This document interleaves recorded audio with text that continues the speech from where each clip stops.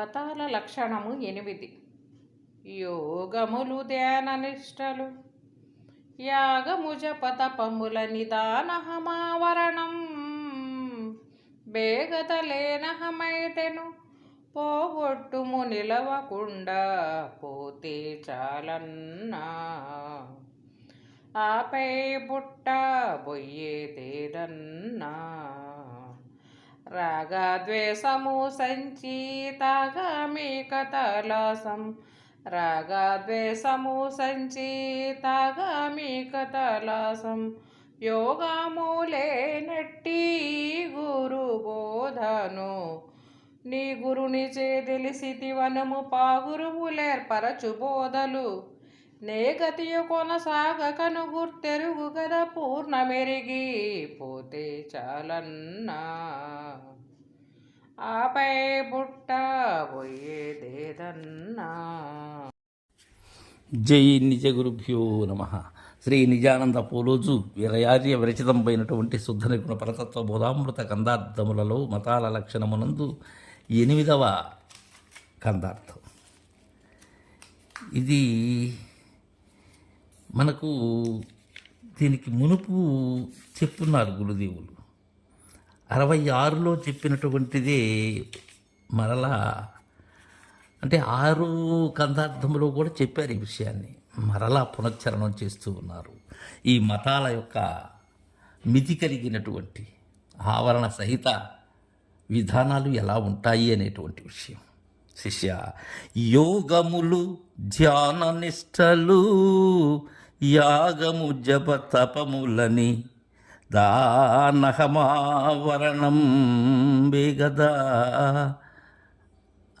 ఇక్కడ ఒక సూత్రం ఉన్నది నాయన.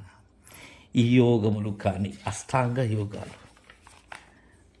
ఈ యమ నియమ ఆసన ప్రాణాయామ ప్రత్యాహార ధ్యాన ధారణ సమాధి అనబడేటువంటి యోగాలు కానీ ధ్యానాలు కానీ ధ్యానించటాలు, అలానే నిష్టలు కానీ శ్రద్ధతో ధర్మాదుల యందు ప్రవర్తించటం కానీ, అలానే యాగములు కానీ అంటే యజ్ఞాలు, జప తపాలు కానీ అంటే వేదాధ్యయనాలు, ఈ మంత్రావృత్తులు, ఇవన్నీ తానహమావరణం బేగదా. ఇవన్నీ ఆవరణంలోనివే కదా. నేనే కదా, నేను అనే ఆవరణం. అహమావరణం అంటే నేను అనే ఆవరణం. లేనహమైతెను పోగొట్టుము నిలువకుండా పోతే చాలన్నా. ఆ అహము లేనిదే కదా శిష్య. లేని అహం స్థితి తెలియాలి. లేని అహస్థితిలో ఆవరణములో ఉండి ఆవరణాతీతమైన నిరావరణాన్ని గురుదేవుని దయతో ఎరిగినట్టయితే ఈ మతభ్రాంతులు ఉండవు నాయన. ఆపై బుట్ట పోయేదేదన్నా. అది పోగొట్టాలి. దేన్ని? అహాన్ని. అది నిలువకుండా పోతే చాలు,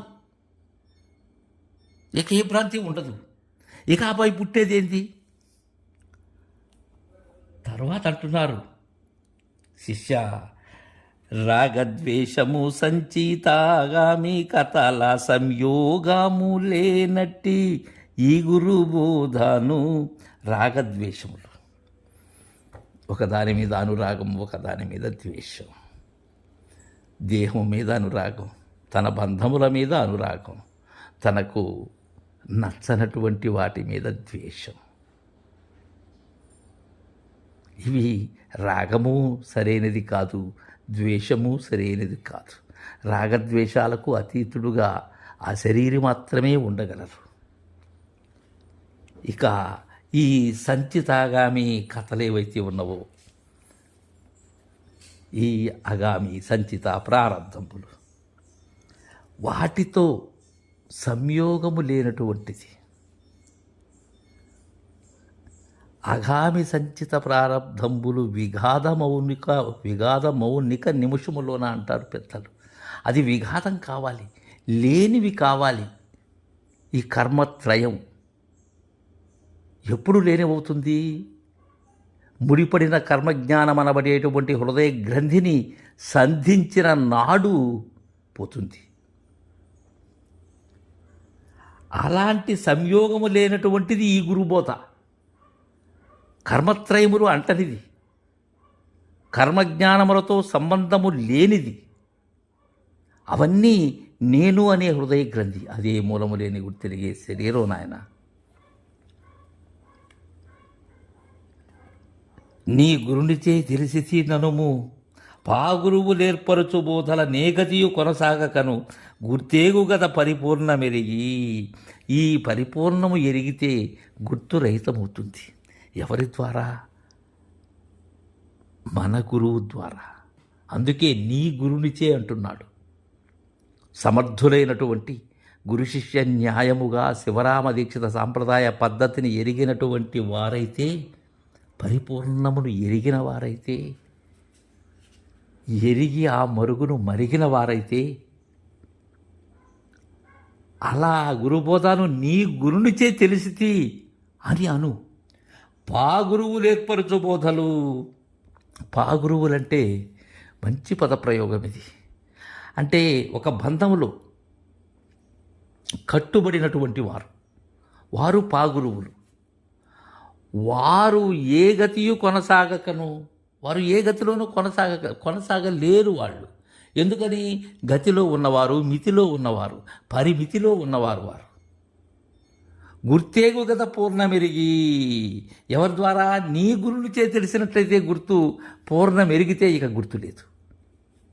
గుర్తు రహితమే బట్టబయలు, గుర్తు లేనిదే బట్టబయలు. గుర్తు లేనివారే గురువులు. కావున ఆ మతాల యొక్క ఛాందసాన్ని వదలమని చక్కగా తెలియజేశారు. తర్వాయి మిత్రకందార్థం రేపు ముచ్చటించుకుందాం. జై గురుదేవా.